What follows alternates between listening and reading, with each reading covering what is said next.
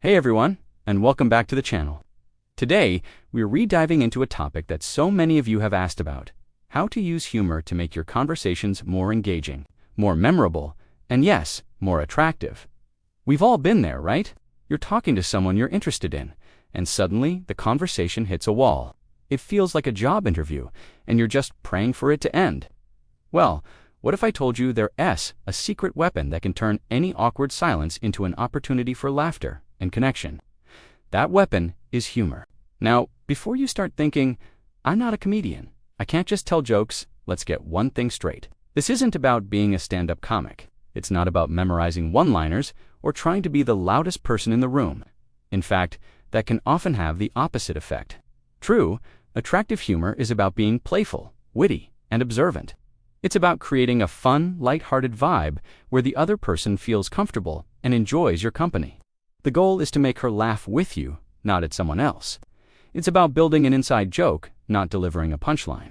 So, if you're ready to learn how to make every conversation feel less like an interrogation and more like a fun, shared experience, you're in the right place. Stick around, because we're going to break down the practical, easy-to-use techniques that will change the way you talk to people forever. First, let's talk about the foundation of all good humor: observation. The funniest moments often come from noticing the small, quirky details of the world around you. Instead of trying to invent a joke from thin air, just look around. Are you at a coffee shop with a ridiculously complicated menu? Is there a pigeon outside acting like it owns the place? Point it out. You could say something like, "I'm pretty sure you need a PhD to order a coffee here. I'm just trying to get a simple latte, not solve a cryptographic puzzle." It's relatable, it's in the moment, and it shows you're paying attention. This is called situational humor. It's powerful because it's unique to that specific time and place you share together. It automatically creates a little bubble for just the two of you. You're not reciting a joke you read online. You're creating a moment together. Next time you're on a date or just chatting, actively look for something amusing in your environment. It could be the weird art on the wall, the music playing, or even something you're both wearing. A simple, playful comment like, "Wow, we both wore blue. We must have gotten the same secret memo this morning." High five, for being on the same wavelength, is light, fun, and creates an instant connection. It's not a side-splitting joke, but it brings a smile and makes the atmosphere relaxed. Okay, next up is one of my favorite techniques: playful misunderstanding or exaggeration. This is where you gently twist what she says in a fun, absurd way. The key word here is gently. You're not making fun of her. You're playing with the words themselves. Let's say she tells you, "I had such a busy day at work." Instead of the standard, "Oh, that's tough," you could playfully exaggerate and say, "A busy day. Let me guess, you were single-handedly saving the world from a meteor shower while also filing TPS reports, weren't you? Your secret is safe with me, superhero." See how that works? You're acknowledging what she said, but you're adding a layer of imaginative fun. It shows you're a good listener, but also that you don't take everything so seriously. It turns a mundane piece of information into a launch pad for a fun, imaginative back and forth. She might laugh and play along, saying something like, "You have no idea. The cape was at the dry cleaners, so it was extra hard." And just like that, you're not just two people exchanging facts. You're two people co-creating a fun, imaginary scenario.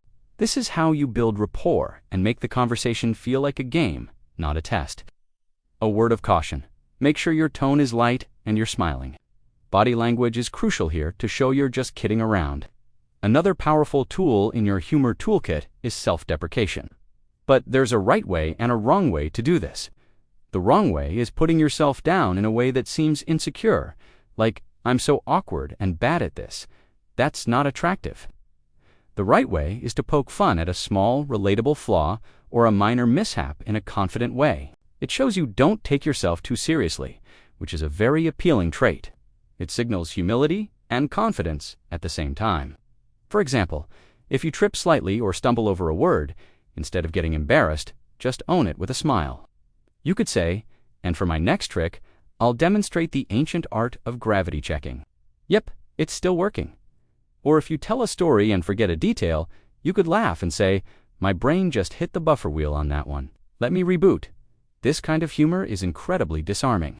It makes you more human and relatable. She'll feel more at ease because she sees that you're comfortable with your own imperfections, which gives her permission to be comfortable with hers. It's about being the person who can laugh at themselves, not the person who is the butt of the joke. That's a huge difference. Now let's talk about callback humor. This one is a bit more advanced, but it's pure gold when you pull it off.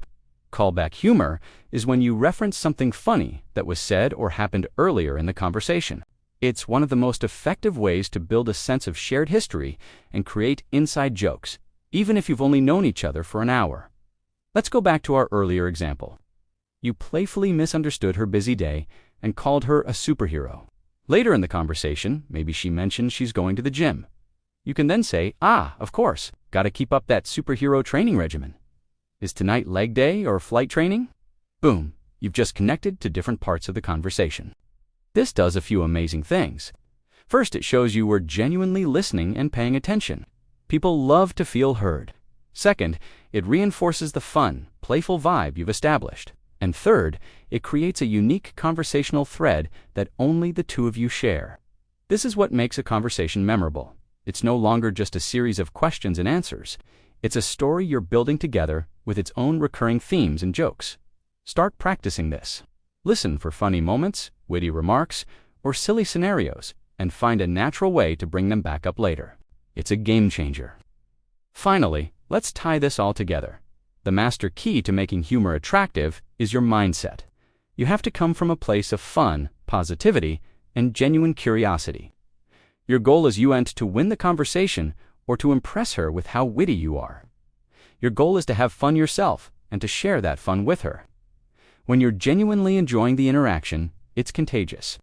Your body language loosens up, you smile more, and you project a warm, inviting energy. Humor is a dance, not a monologue. Pay attention to her reactions. Is she laughing and playing along?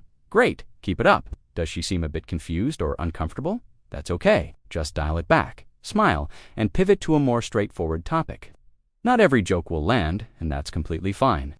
The ability to gracefully move on from a joke that didn't work, maybe with a little self-deprecating humor, is a skill in itself. Remember the coffee shop PhD joke. If she didn't laugh, you could just smile and say, okay, maybe that was a bit much. Either way, I'm sticking to the simple stuff. And then you just order your coffee. No big deal. The goal is connection, not a perfect comedic performance.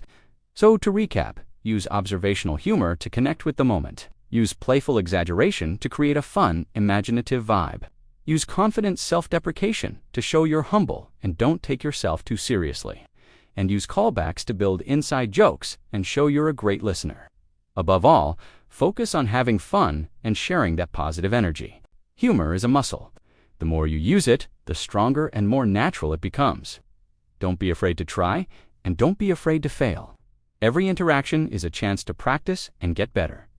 Thank you so much for watching.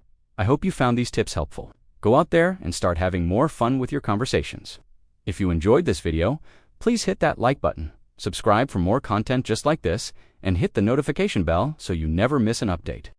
And let me know in the comments which one of these techniques you're going to try first. I'd love to hear from you. Take care, and I'll see you in the next one.